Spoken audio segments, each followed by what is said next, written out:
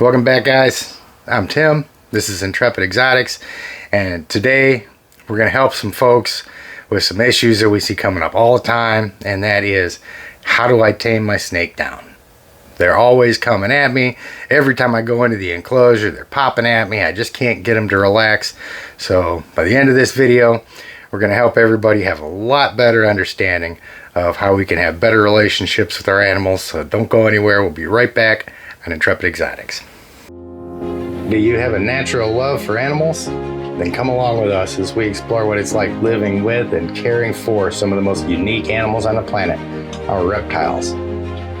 Whether you're a lifelong keeper or just getting started, help us encourage responsible keeping, conservation, and public education in the interest of keeping our reptiles safe and healthy as we protect them for future generations. You're invited to spend time with us as we experience these awesome animals together on Intrepid Exotics. Okay, so the secret sauce to taming your snakes down is you're not going to tame your snake down. That's a bad snake. It's that simple. There's a bit of a misconception there. We don't need to tame our snakes down. I don't care how much we try, they're still going to have instincts. They're still going to have natural ways to respond to things. And what we need to do is tame ourselves down. Anything that we do to that snake is a cause for its behavior. So if our snake's popping at us, if it's hissing at us, 9 times out of 10, 99 times out of 100, it's afraid. There's something that's spooking it. It's either our presence, it's the way we're coming at it, we're doing something wrong, and it's up to us to know how to make ourselves seem as unthreatening as possible to them. And I'm going to go over this with several different species today. I'm going to start really quick with my ball python back here. She's an older female. It's a really sweet animal, but I want to show you something about her behavior. I've handled her a whole bunch, and she's been up here kind of roaming the glass right now because she's ready to eat. Her head's right here. You kind of see her popping up, and you can see at first, you know, she looks like she's really comfortable. She looks like, and I don't know if you can see her now with the reflection or whatnot, but I'm getting ready to drop the glass, and you're going to see her demeanor change just as soon as I do that.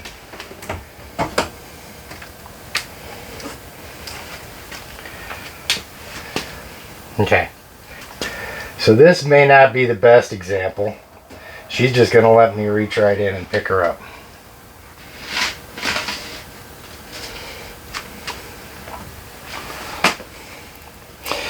But this is a snake that's not afraid at all, even on the times that she does recoil. And one thing that you're going to find about my videos is I've got a really good idea how my snakes are going to act most of the time, but there are occasions when they do things differently, and I'm not going to cut out the parts where they do it differently, because we need to all see that no matter how well we think we know our animals, they're always going to throw us curveballs. And it's really important, because in this case, you know, she threw me a curveball and she was a lot more mellow than I thought she was going to be. Now maybe next time I go in on my 15-foot reticulated python, who's typically pretty cool, and I approach him like he's in one of his typically cool moods, but he's not, then that's when bad things happen.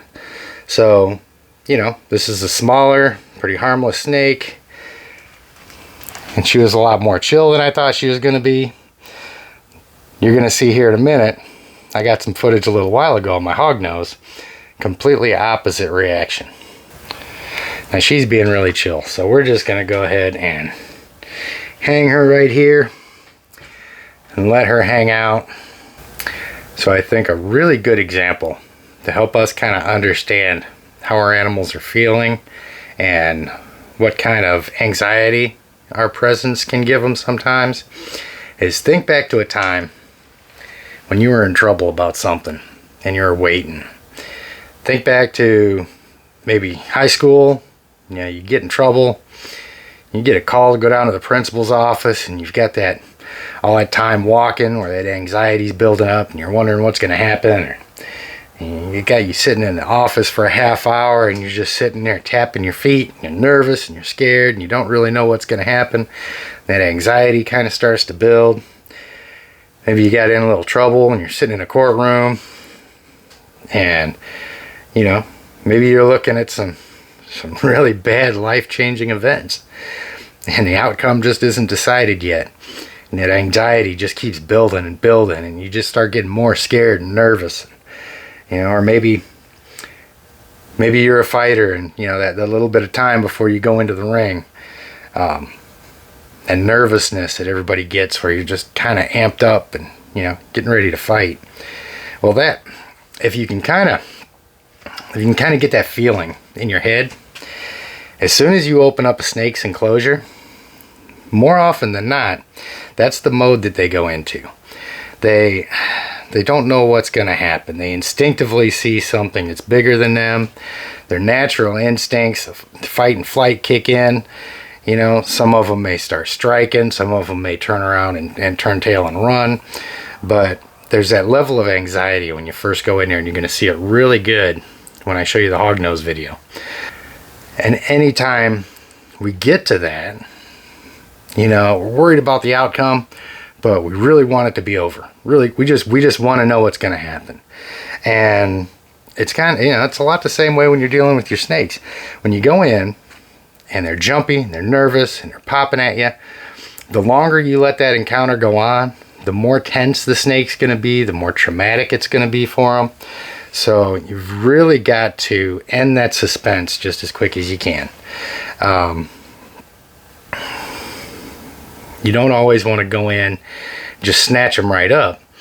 You give them enough time to kind of process and see you there. And once they start to recognize you, go in, just lift them up, get that tension over with, get them in your hands, and get them supported so that they feel comfortable. And you're going to find your interactions with them go so much better. I've seen a lot of videos with people dealing with larger snakes, and it's real easy for us to fall into that trap of letting things drag on because the snake's defensive. It may be popping at you or something, and it's a big snake. It can hurt you, and you're hesitant to go in and just get a hold of it and get that whole episode over. Well, it's the same thing with the big snakes, you know, because the long and short of it is, I mean, I don't care if you've got a 16-foot snake. If you're a fairly decent sized guy, and you get into a fight with that snake, you're going to win. You know, it's going to get its shots. It's going to, you know, it's going to bite you a couple times and so forth. But if a snake gets in a fight with a human, chances are the human's going to win. It's got to be a really big snake or a really small human for things to be in the snake's favor. And they know that. So even the bigger snakes can have that anxiety about dealing with people. And we've really got to take that into account.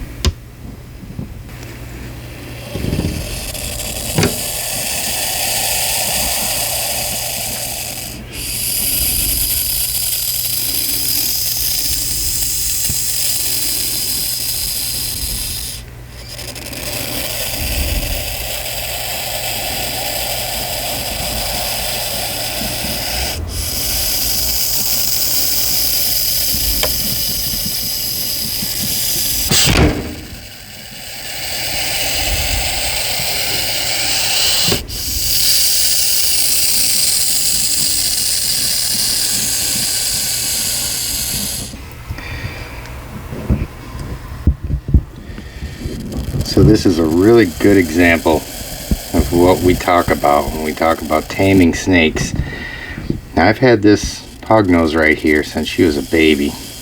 She's been handled a lot, and she still doesn't particularly like people.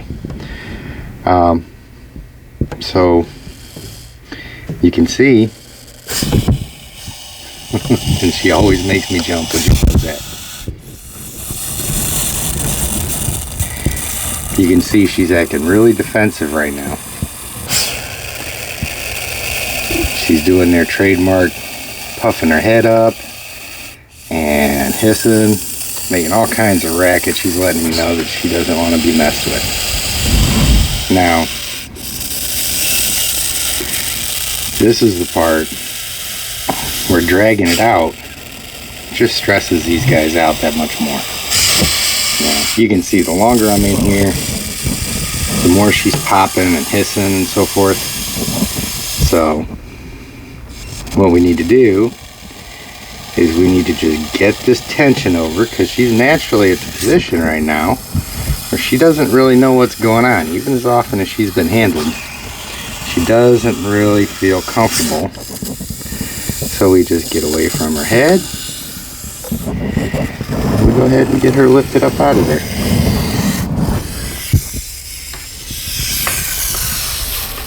Okay. Now you see how her demeanor has changed just as soon as I got her up out of there? All the hissing has stopped. You know, she's not all puffed up anymore. Now she's kind of flicking around with that tongue right there. And she's gotten past that initial sensation that something's going to get her. And now she's good.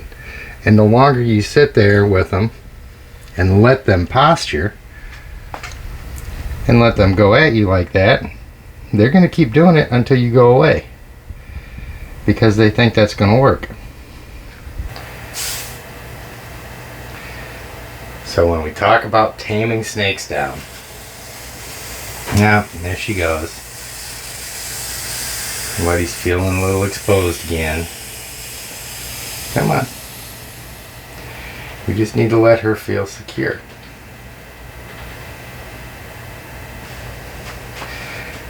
Now notice something too. Now that I've got her entire body supported, notice how she's calmed down? This is one of the things that's really important when you're handling your snakes, is you want to make sure that their body's supported and they feel secure. You know, them feeling insecure is what makes them act out like that. You know, they're scared, they've got some big thing in their face like that, and it's just really important that we take that into consideration when we're handling these guys. We got to really try and put ourselves in their position and imagine how we would feel. Yep. Now she feels better, she's nice and secure, she's still a little elevated, so I'm sure she feels like she's way out wide in the open. And we do have a little bit of an advantage with hognose too, because they're not known to strike. I mean, they're not known to bite necessarily. When they strike, most of the time it's a fake strike with them just bumping you with their nose. They've got that really sharp, pointy nose that I'm sure you can see. Look right there. That's what they use to burrow with, and it's also what they use to pop you with if they feel like being left alone. But you see how this whole interaction started with her hissing and popping and just really wanting me to go away. And now she's just as quiet and docile. And I just about guess that if I start letting her body dangle a little bit, hear that?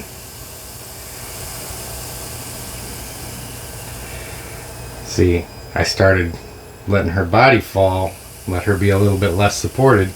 Now she's starting to get amped up again, starting to get uncomfortable.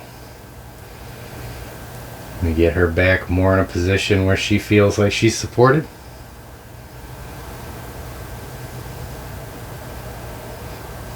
And she's okay again. Now I'm going to go ahead and put her back because she's just really been a trooper.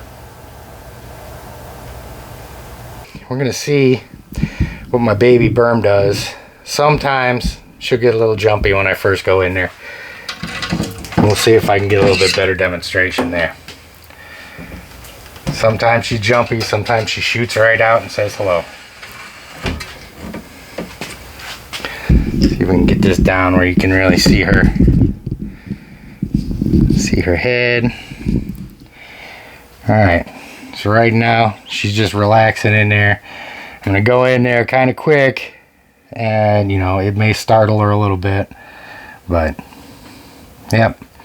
And you see how she pulled away a little bit and she stopped and she's just kind of slowly backing up and backing up. This is the point that I'm talking about, where it's equivalent to sitting in a desk waiting to go into the principal's office, because she was relaxing. All of a sudden she gets some news. Man, there's something here at my door. And now she's on point. She's waiting to see what happens. This whole time is a certain level of anxiety for her. Now, if I just break this anxiety, yeah, she's wanting to run away right now. Then I get her lifted up, and she gets a lot of attention. She gets handled a lot, and once she gets up here, she's good. You know, that anxiety's gone. She's like, oh, okay, it's time to hang out. But even still, even as much as she gets handled, hey, what are you doing? You're still trying to give me a kiss, is that it? But even as much as she gets handled, you know, still going into the enclosure like that, it can stress them out at first. And you just want to get that over with as quick as you can, get them supported, and get them comfortable. And when they start getting used to that feeling, then they're going to be so much easier to deal with.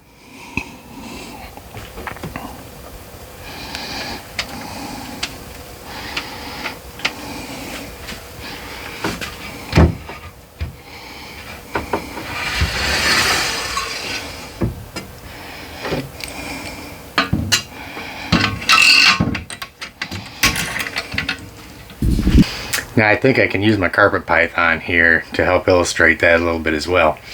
And you'll have to excuse the glass, I need to get in there and get it cleaned. But carpet pythons, this is a jungle carpet python right here, and they are known for being really high energy. A lot of people are really nervous handling them because they just move around so much, they're so reactive, and this girl's no different. She's up there basking right now, so we're gonna open this up and get her out, because she is the most wiry one that I've got. And come on, sweetie.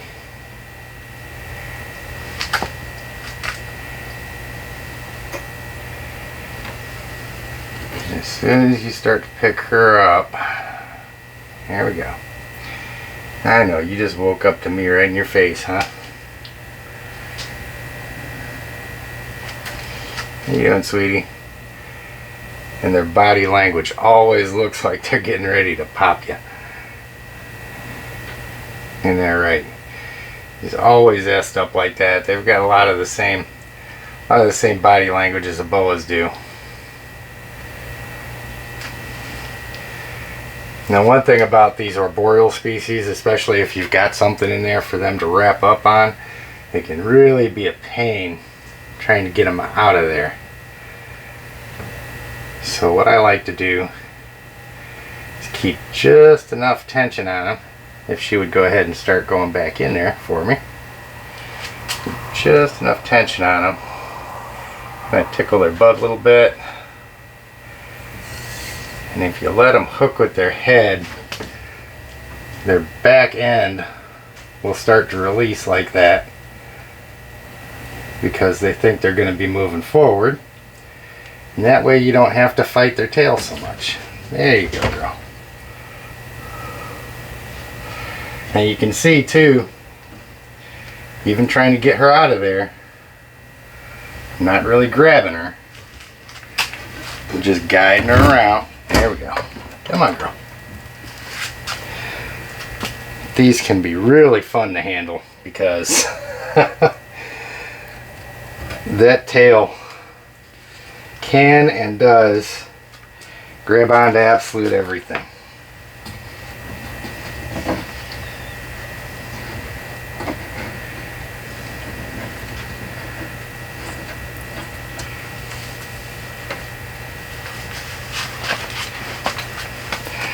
There we go.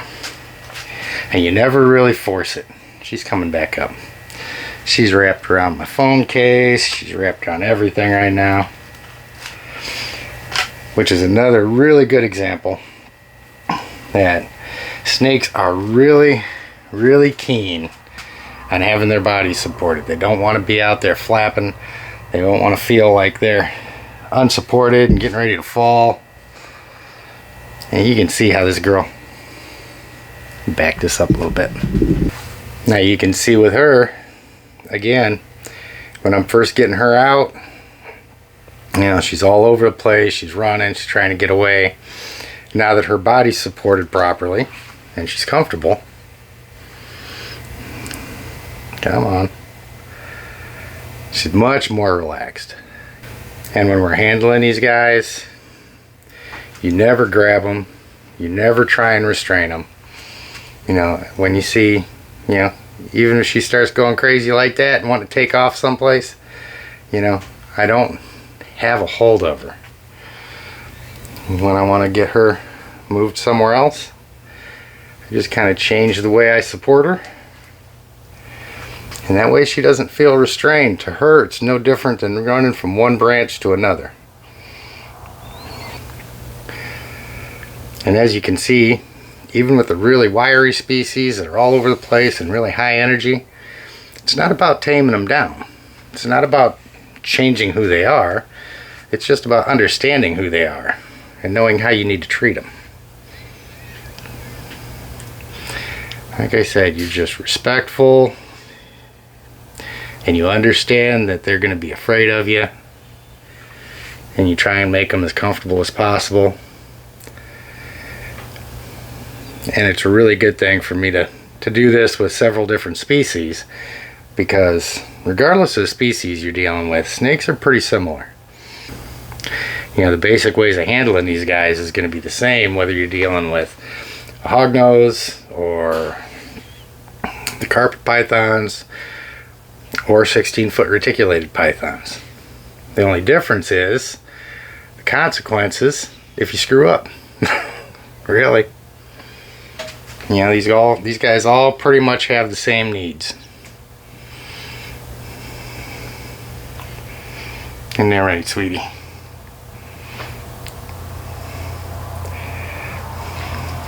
And I'll put her back now too. She's been a trooper. She can go back and relax again.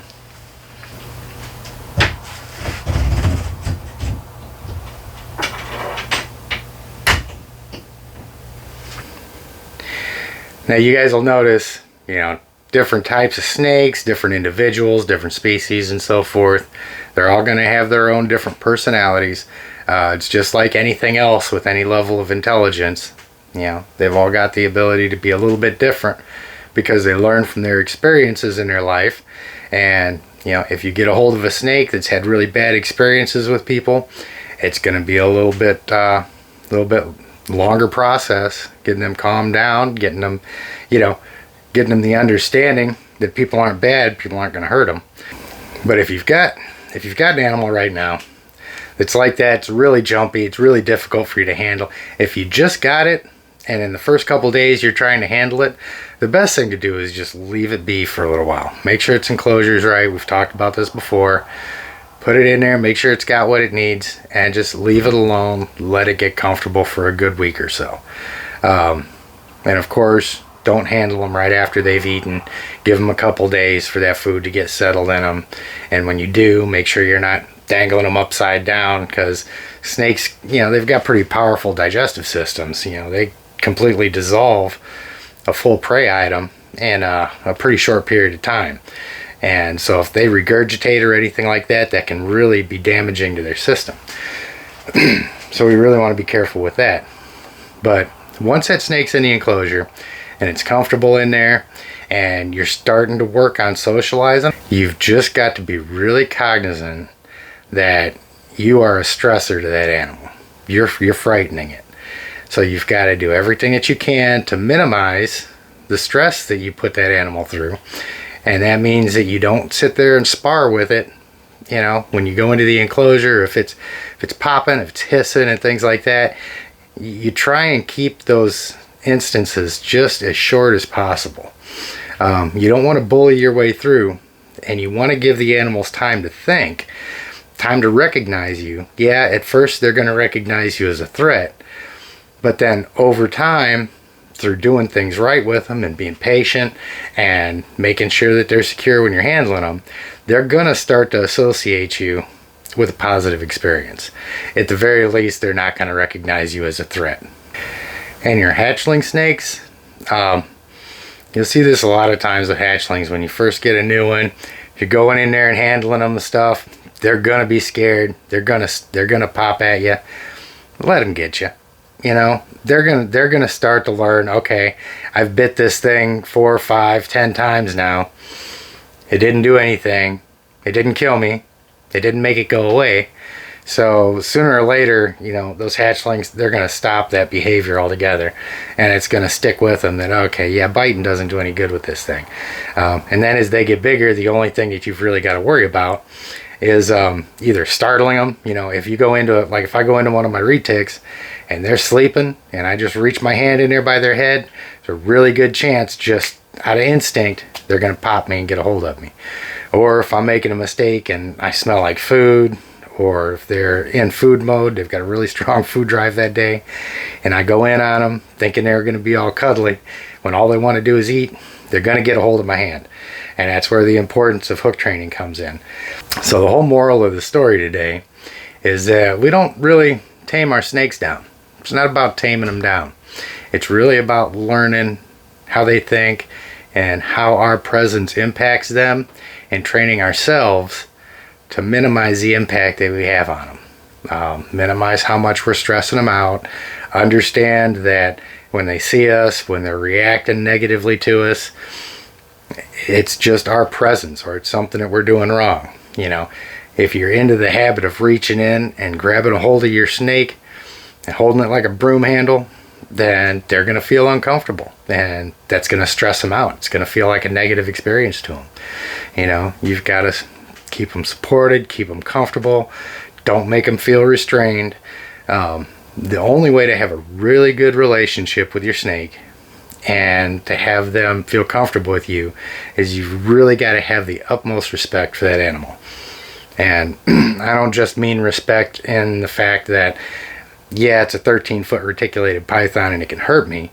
I mean respect in the fact that, well, it's a 2-foot baby and it's afraid of me, and it's really important that I treat it as gently and as confidently as I can so that it learns that I'm a secure place and not something to be afraid of.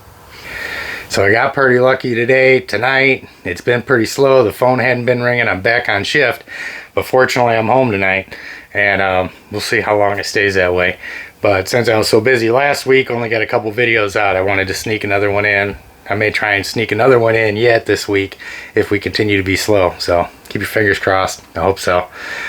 Don't forget, guys, get subscribed to the channel. Really helps us out. Really looking to get up to that 500 subscriber mark so I can open up the communities tab and start putting some stuff out there. Start getting more feedback on what the community wants to hear so that I can start putting more stuff out that's really specifically geared towards the questions that people have.